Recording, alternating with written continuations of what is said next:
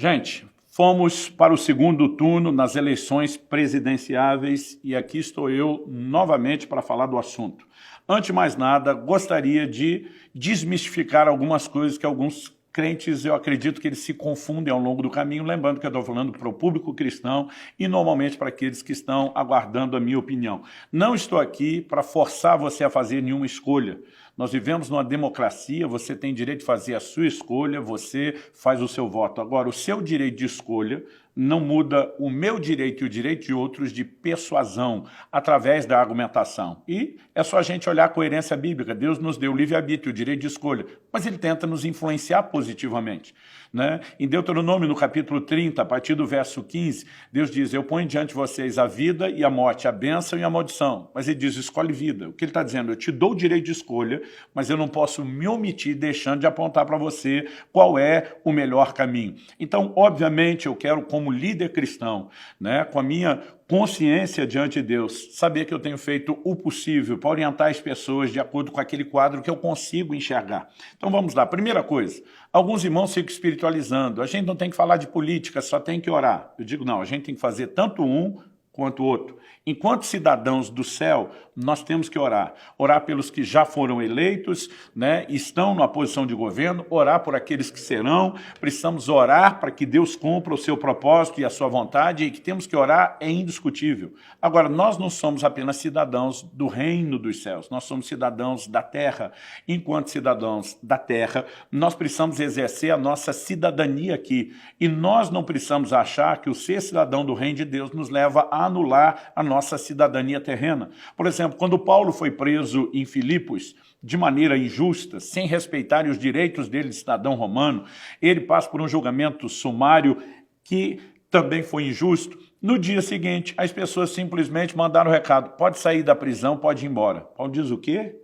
Vocês me desrespeitaram meu direito de cidadão romano, me prenderam sem julgamento e agora acham que vão só dizer para mim, vaza, vai embora? Ele diz, não, vão vir aqui se retratar. Aí a pergunta é, nós vamos olhar para esse gigante da fé chamado Paulo e dizer que Paulo estava de mimimi, que Paulo, na verdade, queria ficar criando caso. Muita gente só teria dito, eu vou embora da cadeia, eu vou vazar daqui, eu vou resolver o meu problema. E disse, não, eu tenho direitos que foram desrespeitados, eu quero que eles sejam reparados. Naquela hora não se tratava nem só de uma questão de indenização moral, algo do gênero. Ele está dizendo, eu quero ser tratado de acordo com os meus direitos de cidadão. E quando nós pensamos nessa perspectiva, é lógico que à noite Paulo estava orando, estava adorando a Deus, viu intervenção, mas o que ele fez enquanto cidadão do reino não muda o posicionamento dele enquanto cidadão da terra. Dá para entender a diferença? Então, algo que nós precisamos entender, embora oramos, é procurar gerar consciências nas pessoas. Outro dia alguém falou, eu não consigo imaginar os apóstolos falando sobre voto. Claro que não tinha voto naquela época. Né? O regime de governo era completamente diferente. Agora, hoje, quando a população tem o direito de escolher, a minha pergunta é por que escolhemos errado? Agora, escolher certo ou errado não diz respeito a uma pessoa, se a gente gosta do estilo dela, se a gente não gosta. Nós precisamos entender qual ideologia que ela carrega. E nós estamos hoje diante de dois candidatos. Já falei isso no primeiro turno, quando tínhamos outras opções, agora não temos mais. Estamos diante de dois candidatos. Nós temos uma candidatura de esquerda, que já esteve no poder, que saqueou a nossa nação como nunca antes. Nós tivemos, né, a maior roubalheira da história do Brasil praticada, né, por esse grupo. Então, por mais que tenham, e já falei isso no vídeo anterior, descondenado Lula por supostas irregularidades técnicas, ele não foi inocentado, o que dizer do PT e do resto da quadrilha, de toda aquela turma que foi presa? Agora, de uma hora para outra, nós vamos olhar e dizer esses caras são corretos, esses caras são justos? Eu não estou aqui para botar a mão no fogo, né, pelo caráter de Bolsonaro ou seus filhos, que mal conheço, mas a verdade é que a gente fica colocando num patamar muito elevado suposições, acusações que nunca foram comprovadas, que muitas são claramente distorcidas, como a reportagem da Folha de São Paulo, falando de milhões de imóveis adquiridos em dinheiro por um suposto clã, e quando você olha, estão juntando todo mundo, todas as possíveis extensões de desdobramento da família, e quando você vai acessar os documentos da própria reportagem, não tem nada que foi comprado em dinheiro vivo, o que está lá é moeda corrente. Agora, a gente simplesmente pega isso, põe num patamar e joga tudo o que foi comprovado simplesmente no lixo. Então, a minha preocupação é porque as pessoas estão olhando para Bolsonaro dizendo eu não gosto dele. Eu digo para alguns, e você acha que eu sou empolgadíssimo com o estilo, a maneira dele de falar e de lidar? Não, mas já falei isso antes e repito, o homem fala bobagem, fala, mas Dilma fazia o quê? E de repente nós queremos esse mesmo povo de volta só porque nós não gostamos do jeito dele de falar? Gente, eu não acho que nós temos que votar em Bolsonaro, que é candidato dos evangélicos, né? Eu já tive o privilégio de falar isso pessoalmente para ele. Eu disse para ele, nós nunca quisemos, e eu falo por uma boa representatividade evangélica, nós nunca quisemos alguém no STF que fosse terrivelmente evangélico. Nós queríamos gente terrivelmente de direita, que defenda valores no meio de um grupo que a grande maioria foi colocada lá com uma outra visão. Então não estamos tentando uma candidatura que nos privilegie. Numa democracia todos têm direitos iguais, inclusive as outras religiões e os seus direitos de crença. Mas quando nós falamos de defender determinadas pautas, são justamente para manter os direitos iguais e não a balança desequilibrada.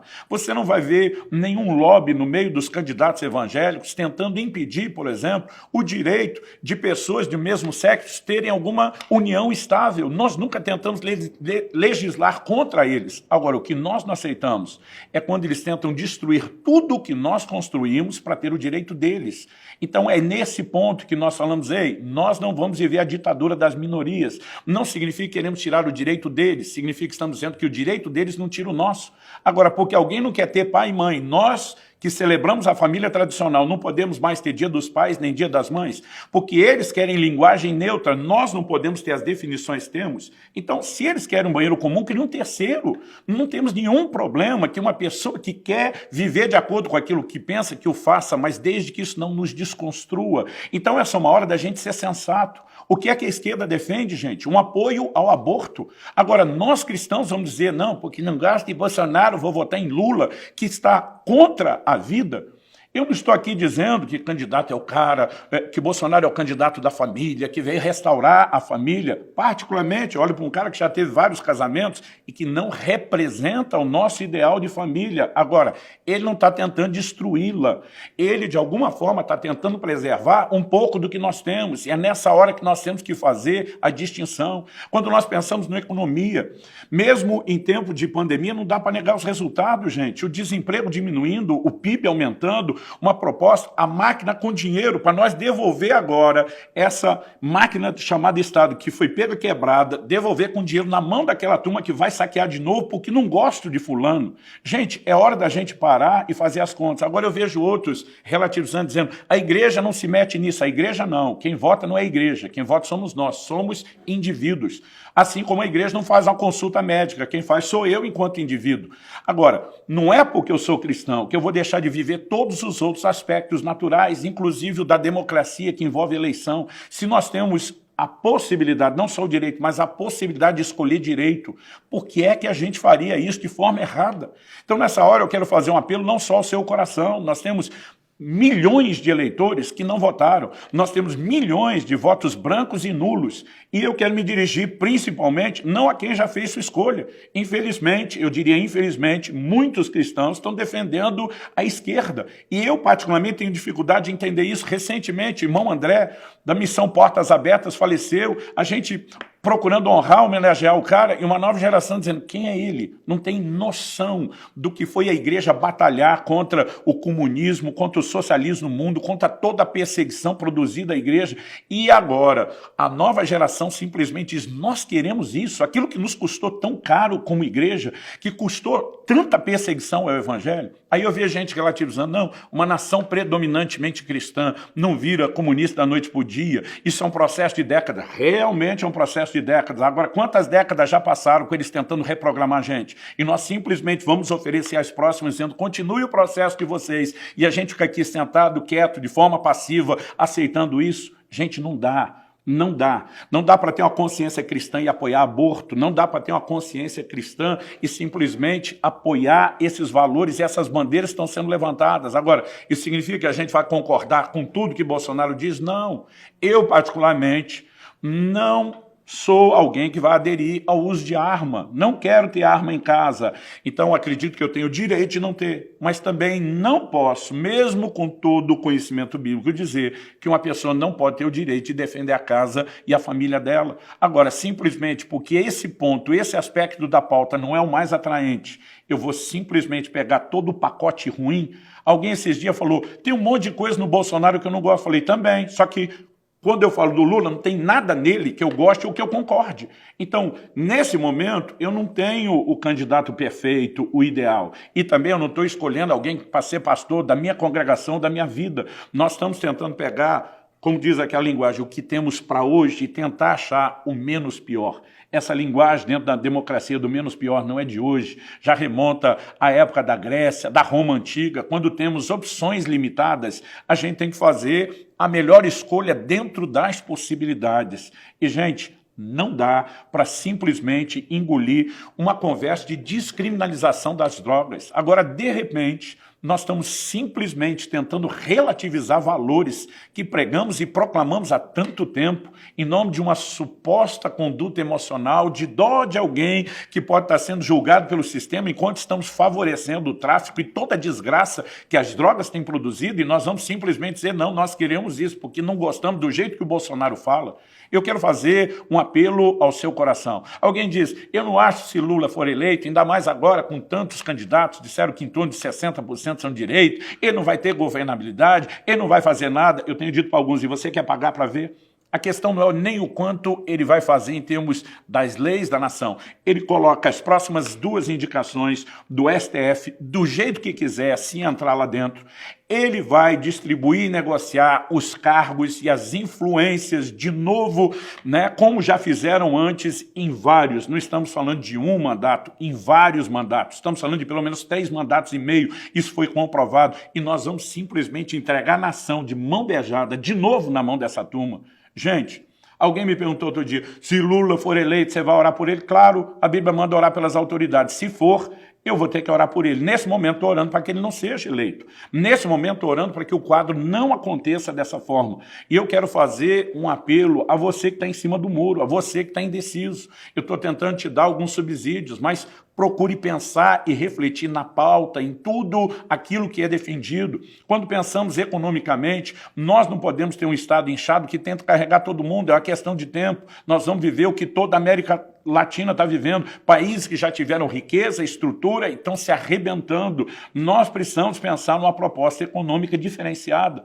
E apesar de, repito, não ter tudo o que eu mais queria no governo Bolsonaro, pelo menos ele é o que está mais próximo possível daquilo que a gente gostaria e é o que está mais longe possível de tudo aquilo que nós não queremos. Então, sim, voto no Bolsonaro não porque sou bolsonarista, mas quero te dizer uma coisa, sou de forma assumida, admitida, sou anti-PT, sou anti-Lula, sou anti-esquerda, sou contra tudo aquilo que eles representam e defendem. Então não podemos simplesmente nessa hora ser emocionais e confundir as coisas. O segundo turno está chegando. Eu quero te encorajar a tomar a decisão correta. É lógico. Você tem o direito de fazer a sua escolha. Eu só quero cumprir o meu papel enquanto cidadão, dizendo, eu também tenho o direito de tentar te persuadir e te dar elementos que te ajudem a pensar, para que você não seja só embalado, deixando que a mídia decida o que é que você vai pensar sobre quem. Quais são os interesses dele? Por que que essa mídia, que é tão forte, não só no Brasil, mas no mundo, é tão controlada pela esquerda? Nós precisamos parar e pensar em tudo isso. É hora de fazer uma escolha, é hora de simplesmente nos posicionarmos para que não chegue o momento de depois a gente amargar com arrependimento, como Venezuela, como Nicarágua, como Argentina, como Colômbia, como muita gente já está fazendo. Então, pense e ore a respeito disso. No último vídeo, falei a respeito de como tenho orado e jejuado pela nação, no sentido de dizer um compromisso de lutar, não só enquanto cidadão terreno, mas enquanto cidadão do reino de Deus. No sentido de dizer que não estamos brincando com as coisas. Não estou aqui para te dizer que Deus mandou você votar em alguém, como alguns distorcem deliberadamente o que a gente fala. Eu acho incrível que alguns desses se orgulham de ser estudiosos, de ter um perfil de bons interpretadores, não conseguem prestar atenção no que a gente diz, porque são emocionais naquilo que houve. Não estou te dizendo que Deus mandou fazer. Estou te dizendo que eu, enquanto cidadão, quero te influenciar por conta dessa perspectiva, por conta daquilo que enxergo. Não quero deixar o vídeo longo, mas quero te encorajar. desça do muro, espero que desça para o lado certo, influencie o maior número possível de pessoas. Nós estamos no meio de uma guerra, vamos continuar orando, vamos continuar jejuando, mas o que fazemos enquanto cidadãos do reino de Deus não muda o que devemos fazer enquanto cidadãos da terra. E o que fazemos enquanto cidadãos da terra também não muda o que devemos fazer enquanto cidadãos do reino. Procure abrir a sua mente, a sua consciência, vá olhar os planos de governo, vá examinar o que é que está por trás das declarações que ficam sendo mascaradas. Porque uma hora Lula bate na família tradicional, fala do direito das mulheres de abortar, depois diz, não, não é isso. Aí ele começa a dizer, não, eu sou cristão. Então, vai olhar as propostas, tenta avaliar isso de forma fria, não emocional, racional. E, pelo amor de Deus, olhe para que Deus te dirige. Eu não sei porque alguns ficam tão aborrecidos quando a gente pede para orar, para Deus dirigir. Você não acredita em Deus? Você não acredita em oração? Ou você tem medo de Deus te dirigir na direção que você não queria? Então, pelo menos ore, diga, Deus, abra minha mente, me ilumine, me dê sabedoria, não espere os últimos minutos quando você estiver indo para a urna para fazer isso. Comece a considerar isso com calma, comece a ponderar isso com tempo e faça a melhor escolha. Nesse momento, não há cenário onde eu consiga enxergar Lula como a melhor escolha. Que Deus nos ajude, que Ele guie a nossa nação. Não creio que se a esquerda volta ao poder, que a igreja vai ser parada. A igreja não foi parada em 2000 anos e não será. A pergunta é, nós queremos os nossos filhos e os nossos netos vivendo essa enxurrada de ideologias de uma maneira cada vez mais intensa do que está, nos cerceando em todos os nossos direitos e crenças, simplesmente porque a igreja não vai acabar. Não é porque a igreja não vai acabar que a gente precisa aceitar o resto nesse pacote. Então, sim, vamos crer para o melhor de Deus, vamos fazer o melhor possível nessas eleições e, nesse momento, como o menos pior, como o que temos para hoje, não falando como um bolsonarista, não tenho esse rótulo e não pretendo ter. Eu quero dizer, meu voto segue em Bolsonaro 22 e vou tentar influenciar o maior número possível de pessoas. Obrigado pelo seu tempo, obrigado pela sua atenção. Se o que eu falo faz sentido, eu espero que te ajude. Se não, respeite pelo menos o meu direito. O meu direito de expressar minha opinião como você tem a sua. Não ataque minha pessoa, nem o meu caráter, porque você não conhece, embora não me importo muito se você fizer isso, mas eu quero lembrar que esse jogo não é nem um pouco bíblico e não é saudável para você. Que Deus abençoe sua vida, em nome de Jesus.